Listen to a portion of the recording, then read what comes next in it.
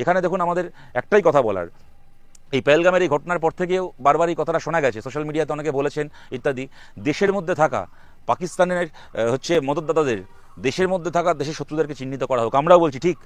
দেশের মধ্যে থাকা দেশের শত্রুদেরকে চিহ্নিত করা হোক। পাকিস্তান থেকে আসা জঙ্গিরা যে উদ্দেশ্যে ধর্ম খেলা খেলেছিল, ভারতের সীমান্তের মধ্যে বসে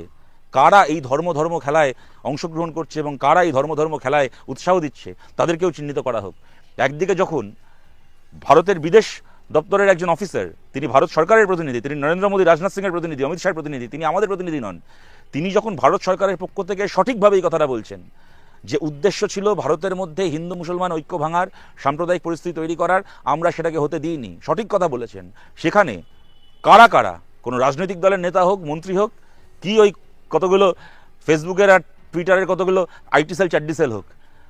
এত বড় আস্পর্ধা এদের, এরকম পোস্ট চোখে পড়ছে যে পাকিস্তানে মিসাইল মারা হয়েছে, এবার কলকাতার মেটিয়া বুরুজে আর পার্ক সার্কাসে মিসাইল মারা হোক। এইরকম রাস্কেল কতগুলো, তারা ভারতের মধ্যে বসে আছে ভারতবাসী সেজে, ওখান থেকে আসা জঙ্গিরা চেষ্টা করছে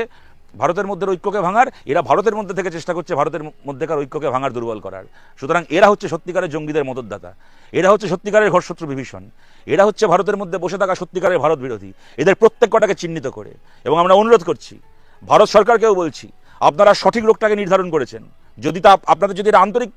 অবস্থান হয়ে থাকে, আপনারা যদি সৎ হয়ে থাকেন আপনাদের অবস্থানে, তাহলে ভারত সরকার এবং পশ্চিমবঙ্গ সরকার একসঙ্গে, বা অন্যান্য রাজ্যে যেখানে যেখানে এই কাজ হচ্ছে সেখানকার রাজ্যের সরকার, যে পার্টি যে সরকার চালাক না কেন, একসঙ্গে এই ভারত বিরোধীগুলোকে চিহ্নিত করা হোক, যারা কিনা মৌলবাদীদের মতো করে,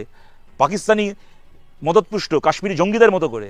যারা ভারতের মানুষকে হিন্দু মুসলমানে ভাগ করতে চাইছে, তাদেরকে চিহ্নিত করা হোক, তাদের বিরুদ্ধে ব্যবস্থা নেওয়া।